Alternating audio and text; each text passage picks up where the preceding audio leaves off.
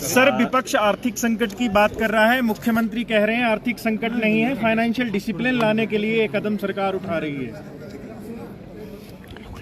पूरा देश जो है वो हिमाचल प्रदेश की आर्थिक स्थिति को देख करके चिंतित है और हम सब लोग भी उसमें शामिल हैं।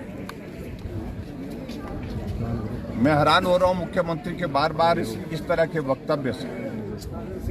सुबह कहते हैं कि प्रदेश बहुत गंभीर आर्थिक संकट के दौर में से गुजर रहा है और शाम को कहते हैं कि आर्थिक संकट है नहीं, हम जो है हिमाचल प्रदेश में फाइनेंशियल डिसिप्लिन की बात कर रहे हैं।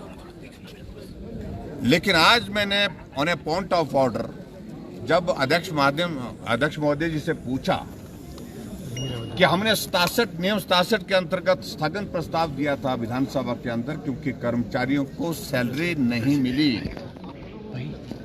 कर्मचारियों के अलावा पेंशनर्स को पेंशन नहीं मिली। आज सितंबर की 4 तारीख इस पर मुख्यमंत्री जवाब देने के लिए खड़े हुए। पहले कहने लगे मैं जवाब देना चाह रहा हूं और बाद में कह रहे हैं कि मैं स्टेटमेंट दे रहा हूं। हैरानी इस बात को लेकर के है कि 2 वर्ष का कार्यकाल हिमाचल प्रदेश में कांग्रेस पार्टी की सरकार का होने जा रहा है।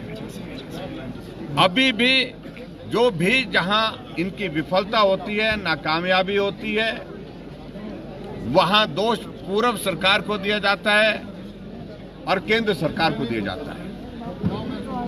हमारे समय में भी इस तरह से हालात बहुत ज्यादा ऐसे नहीं थे कि आर्थिक दृष्टि से हिमाचल बहुत मजबूत था, लेकिन फिर भी हमने उस जिम्मेवारी को समझा और उस जिम्मेवारी का निर्वहन किया।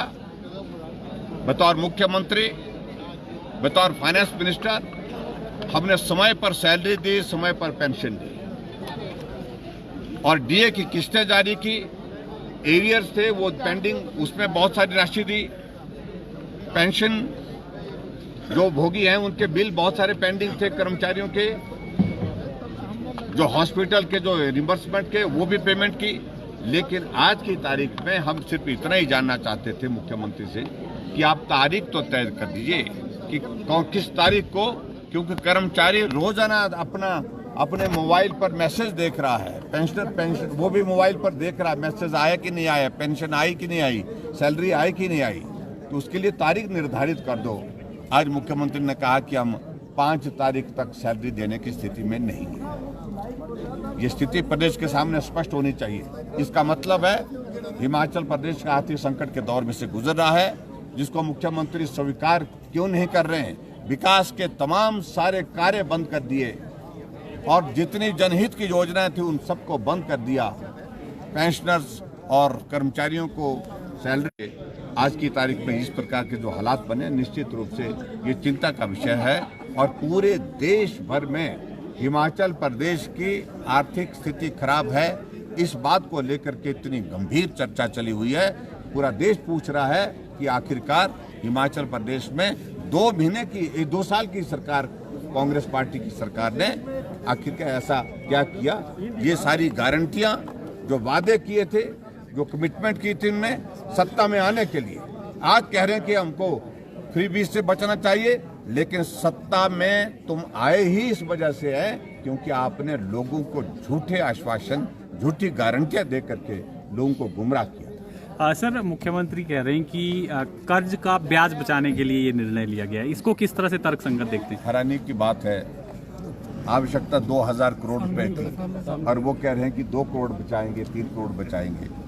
ठीक है, वो भी बचाएं, उसमें हमें कोई आपत्ति नहीं है, वो उनको करना चाहिए। ये हमने भी की है ऐसी चीज़ें, और ख़ासतौर से जो ब्याज की लाइबिलिटीज, इस प्रकार की फाइनेंशियल लाइबिलिटीज उनको करने के लिए।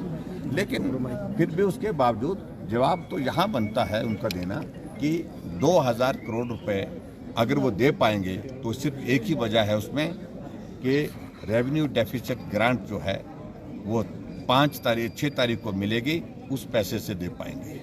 और उसके बावजूद भी ट्रेजरी से ये 750 करोड़ रुपए ओवरड्राफ्ट जो लिमिट है, उस लिमिट के माध्यम से लोन लेंगे, तब 1200 करोड़ रुपए से सिर्फ सैलरी देने की स्थिति में हो पाएंगे। उसके बाद 10 तारीख के बाद मुझे लगता है कि ये पेंशन देने के लिए जो केंद्र का जो शेयर का जो टैक्सेस का जो शेयर का हिस्सा आता है, सेंट्रल टैक्सेस का जो शेयर आता है, जब वो मिलेगा उसके बाद फिर 800 करोड़ रुपए का इंतजाम उसके बाद हो पाएगा। स्थितियां यानी कि आप इस बात को मान के चलिए कि पूरा का पूरा हिमाचल आधारित हो गया है केंद्र पर।